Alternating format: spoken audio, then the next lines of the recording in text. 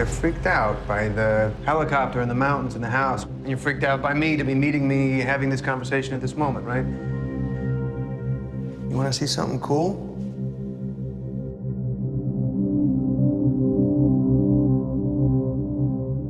The real story of this film is about a machine becoming a girl. The protagonist needs to fall in love with her for the story to function. And I think the audience needs to do the same thing. Hello. How do we design something that works plausibly as a machine, but also that you could absolutely believe that someone could form a relationship with? Hi. That was the journey. The design of Ava started with a comic book artist called Jock. He'd put together very different ideas of what Ava might look like, which we were encouraged to engage with. Ava's design was very much driven by Alex, what he had in his mind. I think he wanted it to be very different to anything else. It was less about the robotics and more about this evolved machine. So then we were also looking at human anatomy at the same time to make sure that, yes, we're building the bones in the way that you might build the wishbone suspension on an F1 car, but we're going to connect muscles to that in a way that is the same way as happens in a human being. The role was to have a design that complemented an actor, that didn't get in the way of anything an actor was going to want to do.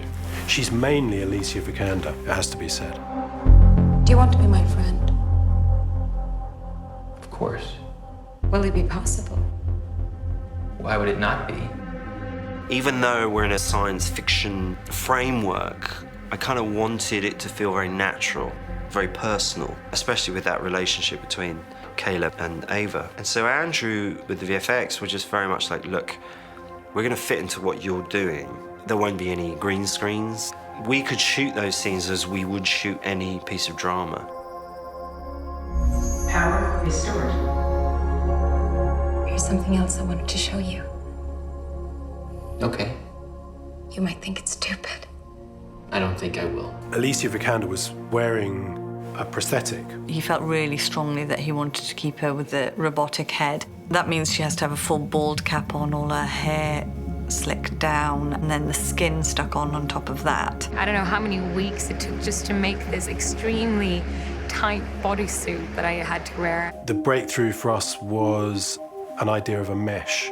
The mesh follows the contours of a naked girl. And so you get this sort of sense of a girl flickering in your periphery vision while you're looking at a machine. We had to work out a way of constructing the whole top of the suit in one piece to show every single beautiful curve of a woman's body. The end result is fabulous, and it was a massive team effort.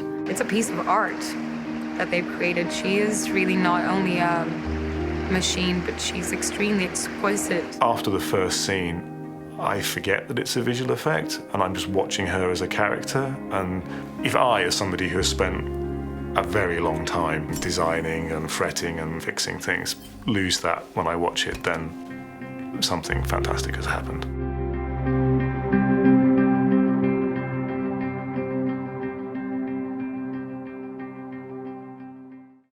Hey movie fans, Valerie here.